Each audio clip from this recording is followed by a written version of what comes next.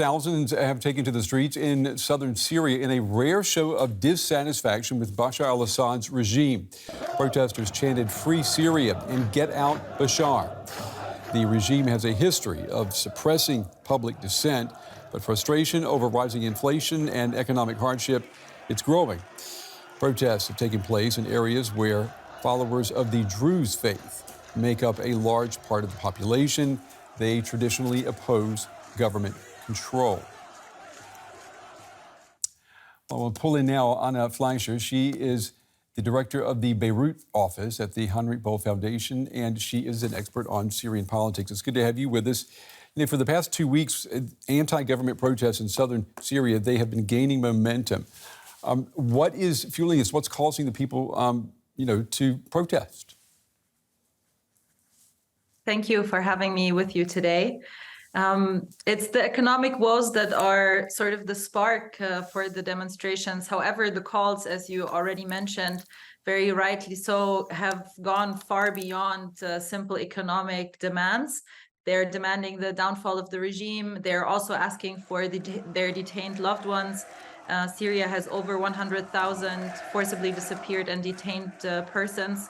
So the demands really go very far, and it's not the first time that the people of Swaida have taken to the streets. This has indeed happened in the last couple of years, but this wave of protests is definitely larger than the last ones we've witnessed.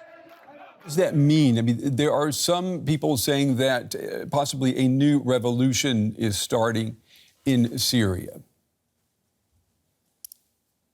It's an interesting question because one could argue that the revolution that started in 2011 has never really stopped.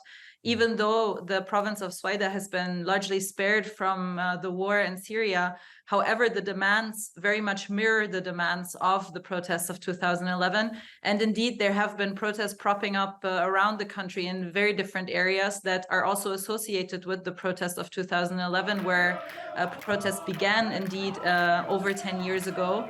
So one may say that this is all historically connected because the demands really have remained the same, because the cause and the perpetrator of all of these crimes has remained the same as well.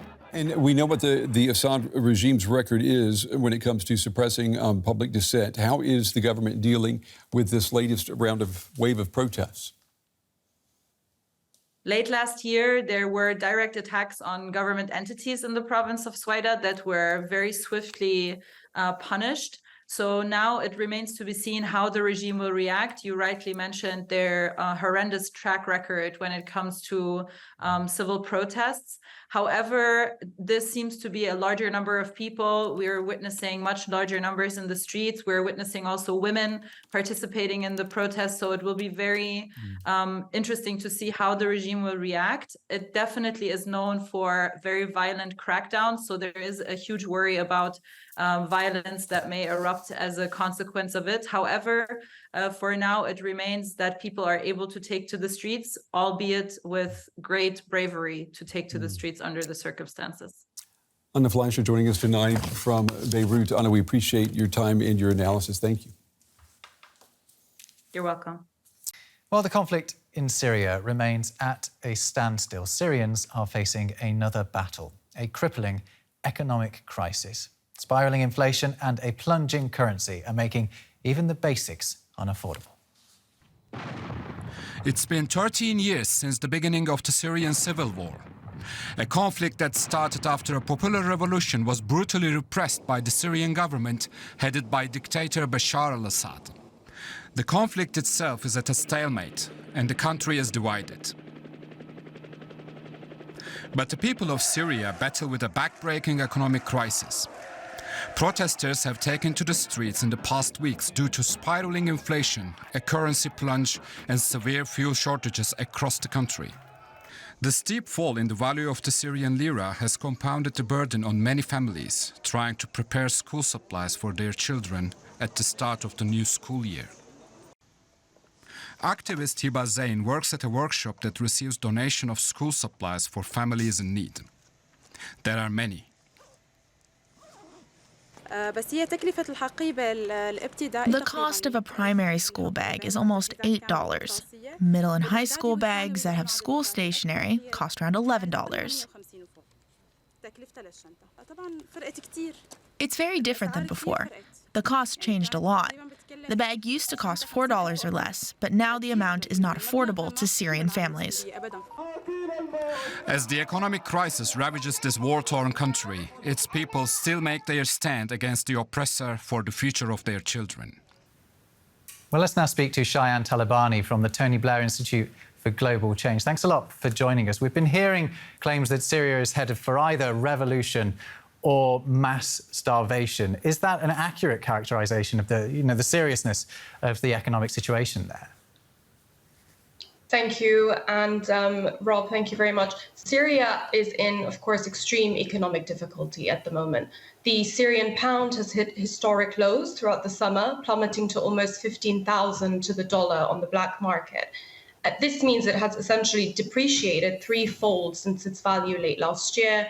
Inflation has surged, prices of goods and services are out of control, public services are non-existent in many places. And of course, other than war, sanctions, and corruption across the country, there are also other factors at play here, including the collapse of Lebanon's financial system, which is very closely linked to Syria's monetary and economic system, COVID-19 and the global economic downturn as a result of the pandemic, the war in Ukraine and the diversion of resources away from Syria, the earthquake, the tragic earthquake that took place in February of this year, which impacted areas of Syria which were already heavily inhabited by displaced people. So making the burden on the majority of Syrians in these areas even more difficult. Large swaths of the country are living under the poverty line. I think the UN said in June that Syria's 12-year conflict had pushed 90% of its remaining population over the poverty line. So the economic situation is indeed very, very dire at the moment. We're seeing protests in Syria at the moment, although they're localised. But how much do Syrians hold the government responsible for the economic situation? You mentioned a lot of things that would appear to be beyond the control of Bashar al-Assad's government, but are they blameless in this?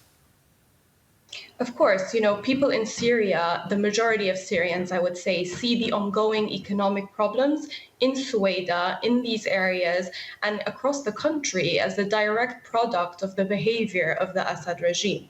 The regime, it's very important to note, actually, that in 2020, protests took place in Suwaida and in similar areas against living conditions. And at the time, a lot of anti-government slogans that had first appeared in 2011 in the early Arab uprisings were revived there, as well as patriotic slogans. So, it's, of course, the root of the protests at the moment are heavily economic, much like they were at the beginning of the 2011 uprisings, but economics cannot be seen in a vacuum, and a large part of this is also political and is directed towards the regime.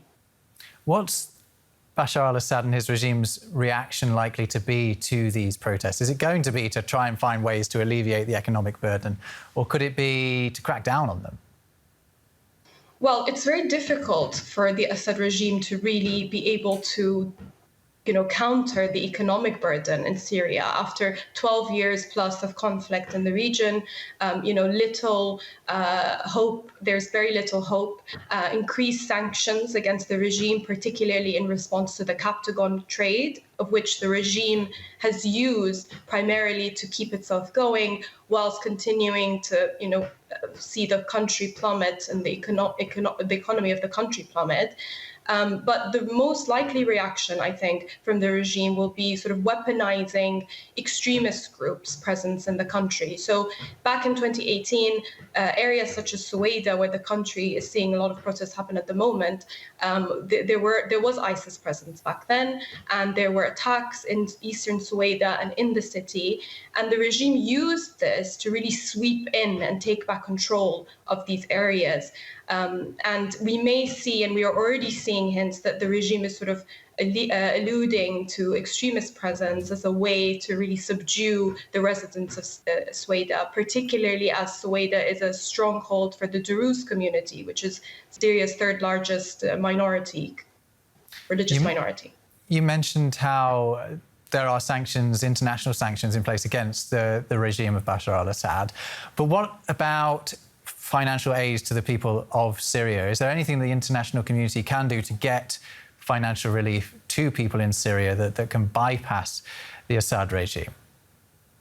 So we have seen, in terms of sanctions and aid, we have seen in the past piecemeal interventions, with limited and uncoordinated sanctions.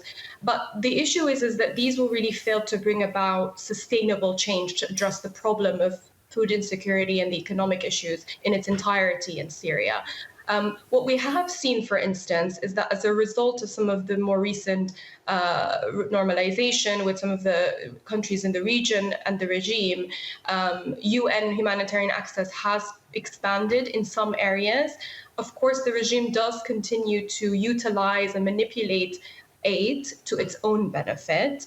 But what the international community really has to do is to continue to provide aid to Syrian people, but reflect on the way in which sanctions impact us and the way in which aid is really delivered. So they have to make sure that they reflect and understand the role that sanctions can play in encouraging collaboration between countries such as Russia and the regime and Syria, but also make sure that that collaboration is a bit more costly for the regime and for countries such as Russia who have helped prop up the regime, without increasing food insecurity in Syria and impacting the livelihood of Syrians even further than it already is. It's a tough balancing act, isn't it? Cheyenne Talabani from the Tony Blair Institute, thank you so much for joining us on DW Business. Thank you. Thank you.